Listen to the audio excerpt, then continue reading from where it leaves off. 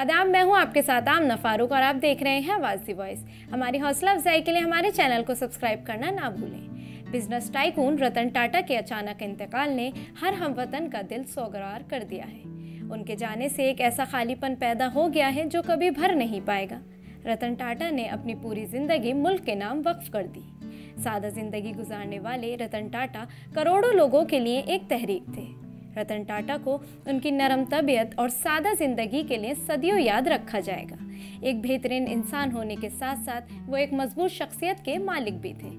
मुंबई में 26/11 के हमलों से मुताल्लिक एक वाकया इस बात को साबित करता है। उस दिन दहशतगर्दों ने मशहूर ताज होटल को निशाना बनाया था।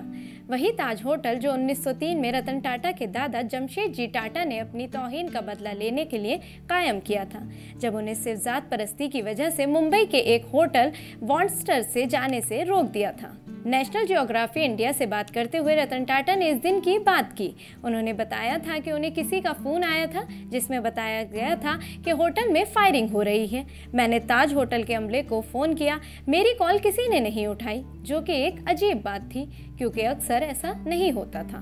मैंने अपनी गाड़ी निकाली और मैं ताज के पास पहुंचा, लेकिन चौकीदार ने मुझे रोका क्योंकि फायरिंग जारी थी। रतन टाटा ने इंटरव्यू में मजीद बताया कि इस हमले के वक्त होटल में 300 के करीब मेहमान मौजूद थे। रेस्तरां भरे हुए थे।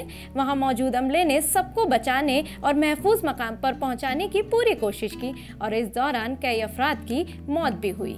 इंटरव्यू में बताया गया है कि इन 3 दिनों और 3 रातों तक रतन टाटा ताज के इंतजामिया के साथ खड़े रहे। वो अपने इंतजामिया और साथियों के लिए हमेशा फराख दिल थे। ताज होटल की इमारत के बारे में हमेशा ये कहा जाता रहा है कि अपनी शान और शौकत के बावजूद अगर यहाँ काम करने वाले लोगों की मेहनत ना होती तो ताज कभी भी ऐसा ना होता जो आज है। वो वहाँ मौजूद लोगों की हिफाजत के लिए खड़े थे।